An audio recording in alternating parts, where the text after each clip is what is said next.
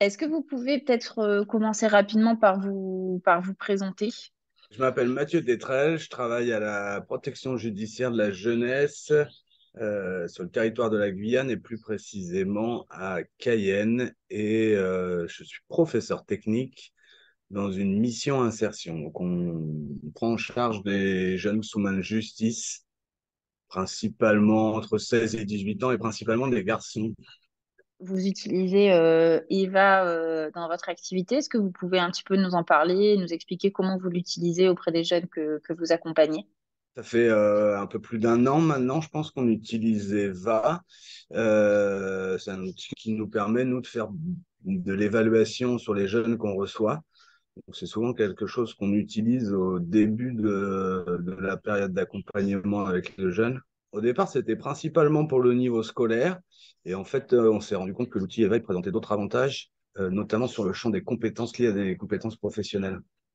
Donc, on l'utilise vraiment en évaluation diagnostique, plutôt au départ de la prise en charge pour faire une évaluation qui va nous servir à la fois à nous, aux jeunes et après aux partenaires vers lesquels on est susceptible de l'orienter, en fait, pour déterminer un peu son niveau. Alors, ça peut être soit déterminer un niveau scolaire, dans le cadre de l'entrée à une formation ou à une remise à niveau, pour faciliter, je dirais, un petit peu le travail des personnes vers qui on va orienter. Soit nous, on a un professeur qui intervient aussi de manière hebdomadaire, qui donne des cours de la remédiation scolaire, et lui, ça lui permet d'avoir aussi une évaluation sur le niveau. Le constat était qu'on a quand même beaucoup de jeunes, nous, qui sont en situation d'illettrisme, qui sont pas d'origine obligatoirement française, donc c'est pas leur langue maternelle, c'est pas la langue qui est parlée chez eux, donc ils la maîtrisent pas toujours très bien, que ce soit à l'écrit ou à l'oral. Donc c'était une manière pour nous d'avoir un outil d'évaluation qui est assez intéressant, et puis de pouvoir derrière spécifier un petit peu le travail qui peut être fait par le professeur qui intervient avec eux. D'accord. Et du coup, le volet du coup plus moins scolaire et plus professionnel, vous vous en servez comment? Alors, on s'en sert parce que souvent, nous, on travaille avec des jeunes qui sont, pour la plupart, en échec scolaire ou qui l'ont été, du moins, ou qui ont abandonné l'école, qui n'ont pas une vision très positive de l'école et de leur niveau. Et que du coup, bah moi, en tant que travailleur social, je m'attache surtout à travailler avec les potentialités des jeunes et que souvent, si elles sont pas sur le niveau scolaire, elles sont sûrement ailleurs et notamment dans des compétences d'adaptation et des compétences professionnelles. Du coup, c'est vrai que l'évaluation EVA, elle est intéressante pour ça parce qu'elle permet de montrer à partir de certaines connaissances comme les capacités de compétences, pardon, comme les capacités de concentration notamment, voilà, de faire ressortir des compétences chez des jeunes, ce qui n'est pas obligatoirement évident quand on fait un test de niveau, justement, et de leur faire un parallèle entre le fait qu'à un moment, même si on n'a pas encore des compétences scolaires solides, on peut avoir des compétences professionnelles qui sont déjà peut-être pas obligatoirement acquises, mais en cours d'acquisition, et on peut s'appuyer là-dessus pour leur dire, pour les valoriser un petit peu, renforcer un petit peu ces signes de soi, et aussi pour leur montrer dans ce domaine de découverte un petit peu de domaine d'activité vers lequel ils pourraient aller. C'est-à-dire qu'à partir d'une compétence qui est repérée comme une capacité voilà, d'attention qu'on peut avoir, euh, quelle liaison ça peut avoir avec quel type de métier ou quel domaine d'activité. Voilà. Donc ça les ouvre un petit peu parce que souvent le champ professionnel, ils ne le connaissent pas trop. Ils ont des visions des fois un petit peu biaisées de certains domaines d'activité. Et là, ça leur permet de mettre en face d'un domaine d'activité des compétences qui sont liées, qui peuvent déjà avoir un petit peu et qui peuvent déjà leur donner je dirais des inspirations pour la suite ou leur orientation de leur projet professionnel. Ok, super. Et est-ce que ça vous aide du coup de s'appuyer un petit peu sur ces compétences professionnelles transversales pour raccrocher un peu à l'intérêt ou de la remise à niveau sur les compétences de base? Est-ce que du coup le lien se fait facilement compétences de base, compétences professionnelles?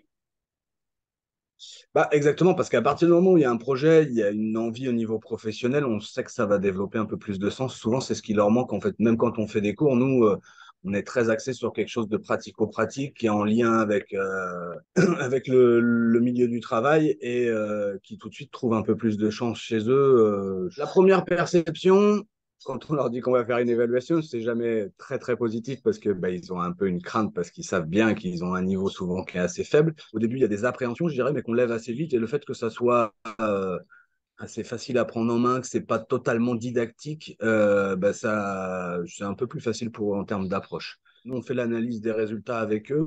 Voilà, cette partie-là aussi, elle est intéressante pour nous parce que c'est un temps d'échange à partir d'une base qui est assez neutre, qui vient pas spécifiquement de nous, qui est traitée de la même manière pour tout le monde.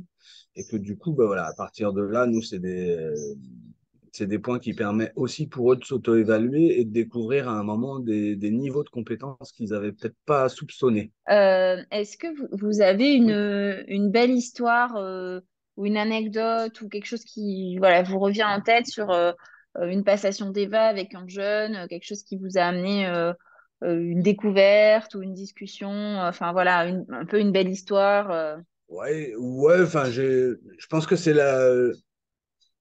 l'étonnement d'un jeune voilà, qui a une très faible estime de lui, qui a des grosses difficultés même pour s'exprimer en français. Puis quand on a fait les résultats, voilà, il y a des petites formes de graphiques et qui a pu percevoir à un moment qu'au niveau des compétences, alors même si bon français c'était très compliqué, mais au niveau des compétences, alors je sais plus c'était lesquelles réellement, mais en tout cas il y avait des Hmm. résultats qui étaient plutôt satisfaisants. Alors je sais plus la phrase qu'il utilisait, mais c'était avec ses propres mots pour me dire en gros que il était très étonné de se voir aussi bon et que il me dit ça fait longtemps que j'avais pas travaillé et que en plus là j'ai travaillé et j'ai eu des bons résultats et voilà, il y avait une fierté en lui qui était assez intéressante et